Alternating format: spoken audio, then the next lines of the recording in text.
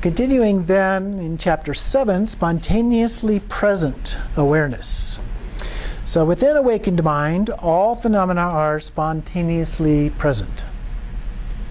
From the root text, the transmission of awakened mind, spontaneously present by nature, is the summit of the most majestic mountain, not created, yet ensuring that all that has ultimate meaning. Exalted above all, it is the supreme and most majestic spiritual approach. So he's basically saying that Ati Yoga here is the pinnacle. And it's often described that way in various texts. And then he talks about a metaphor here. Once one has reached the summit of a majestic mountain, one can see the valleys below all at once, while from the valleys one cannot see what it is like at the summit. Similarly, Ati, the Vajra heart essence, is the pinnacle spiritual approach and sees what is meaningful in all others, while the lower approaches cannot see its ultimate meaning. Therefore, it is the pinnacle, the peak experience, which is spontaneously present. So all of this is that the lower approaches just can't really see what all of that really is, but once you get there, you can see all of the lower approaches. It all comes together, it all makes sense. So then he goes on to further distinguish some of these things. The root text, it is like a great wish-fulfilling gem that, if prayed to, ensures that all that is wished for is a matter of course. Such is not the case for ordinary things. Since the Vajra heart essence is the spontaneous presence of the three kayas, Buddhahood is ensured in and of itself within the basic space of natural rest. It does not require effort or achievement. That is its superiority.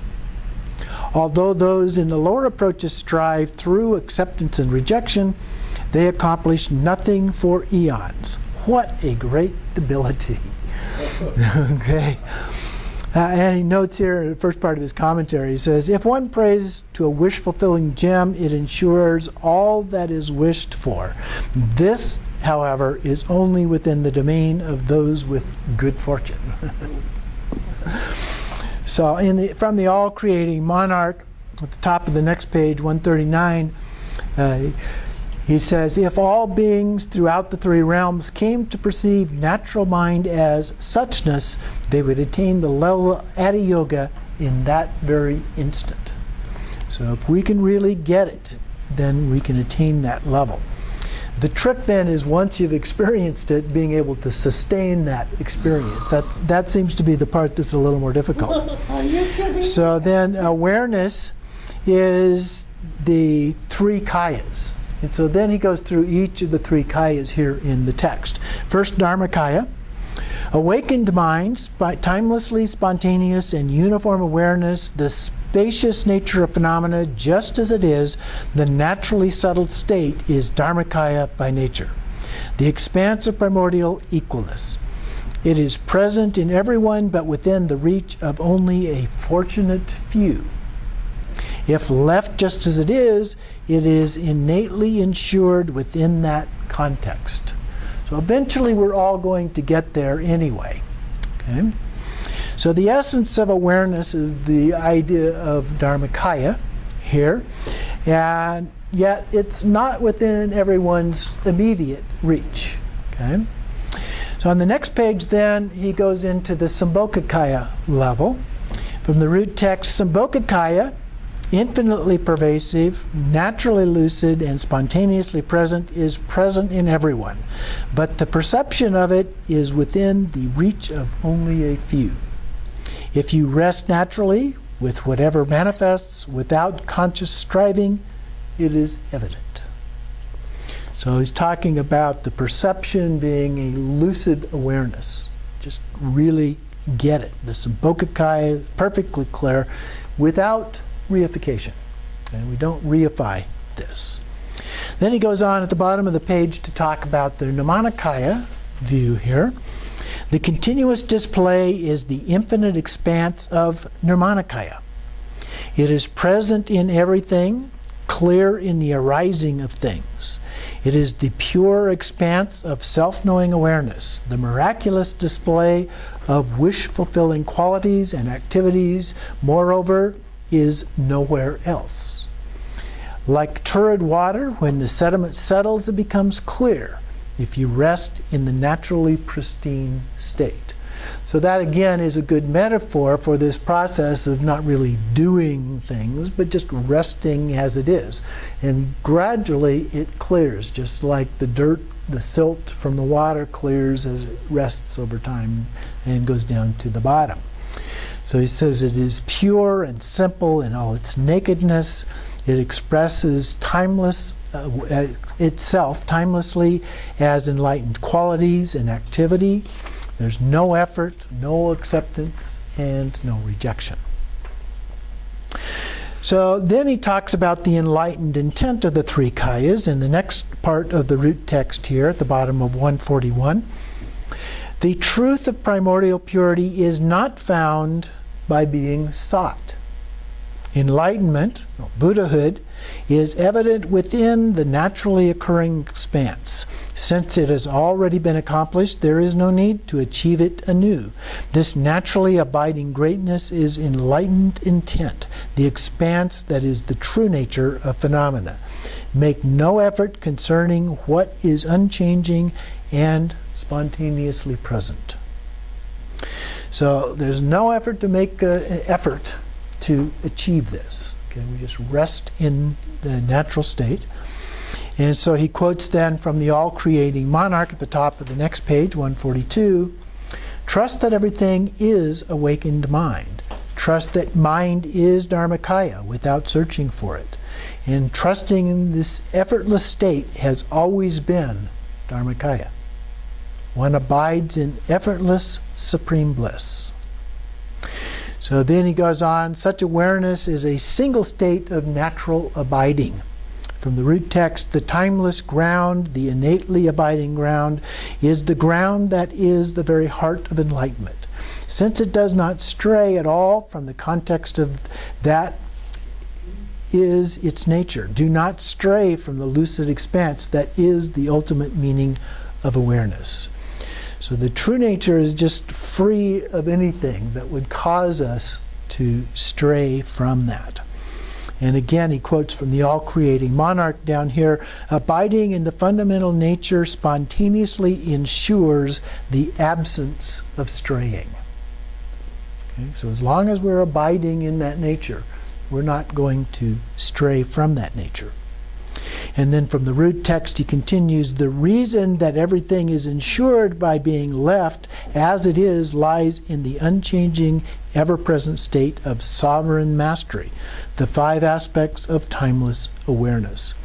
The state of original Buddhahood and the five aspects of enlightened form, enlightened speech, enlightened mind, enlightened qualities, and enlightened activity. So those are the five that are mentioned at the first part. Those are spontaneously present within the beginningless and endless expanse. Do not seek it elsewhere, for by nature it is timelessly ensured. Now each of these also tie back to the five Buddha families. Okay? So the form, the speech, the mind, the qualities, activities, so forth are all related to the five Buddha families, which we will look at in more detail in the Togao class. Then on page 144, he talks again about Dharmakaya as being nowhere other than mind itself. It's not a physical place somewhere like we might think of heaven in some of the other religious traditions. Moreover, enlightenment, Dharmakaya, as expressed by all Buddhas, is none other than the ultimate meaning of unchanging equalness. And since it is spontaneously present within that naturally occurring context, do not seek it, do not try to achieve it. Completely let go of hope and fear. So Buddhahood is this process of discovering this Dharmakaya, the essence of awareness becoming evident to us in the process. He quotes from the Pearl Garland, perfect Buddhahood is self-knowing awareness itself. And from the all-creating monarch, Dharmakaya is just a label. So we have to be careful again about getting attached to that idea.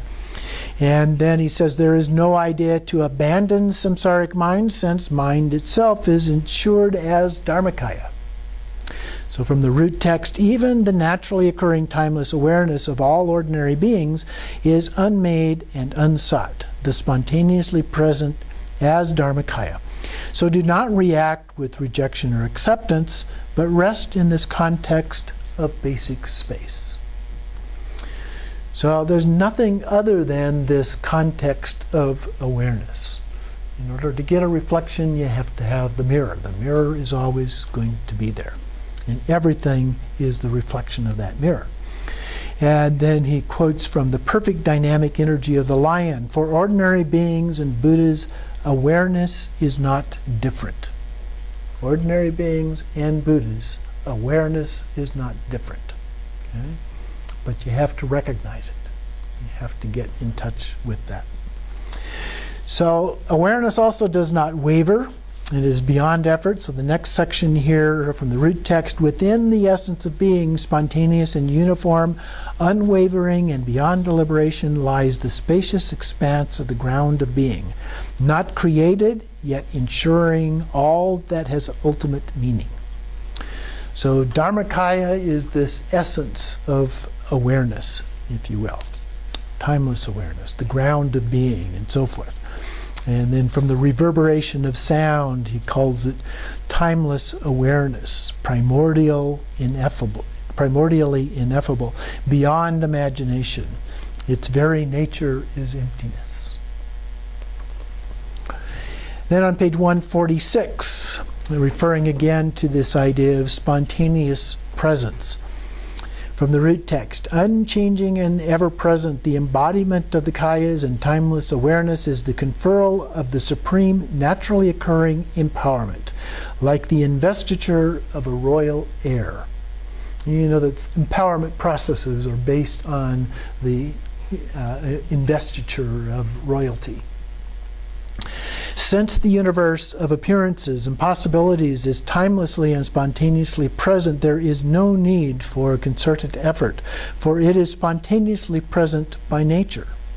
Everything is ensured, unfolding as a supreme state of spontaneous presence. So the complete empowerment here is already ensured. We don't have to do anything special. It doesn't depend on other forms of empowerment like some of the other approaches do.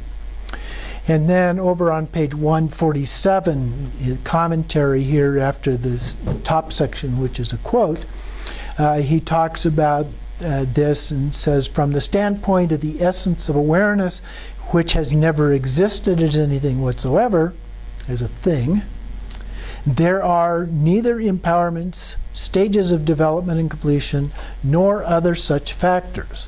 If you have not come to this decision, you have not come to the final resolution concerning view. So the samsara, nirvana, acceptance, rejection, plans, actions, view, meditation, all those kind of things are like space, non-existent as objects. Okay? So again, they're all things that we can conceptualize and reify, but the idea is to transcend all of those things here. And then, starting at the very bottom of 148, the way things arise within its context is such that anything at all can and does manifest. And so you come to a decisive experience of the spontaneous presence of everything. Same as awareness. Free of the extremes of existence and non-existence, the perspective of the great perfection. Non-dual spontaneous presence, manifest yet not established as something. So that concludes the spontaneously present awareness chapter.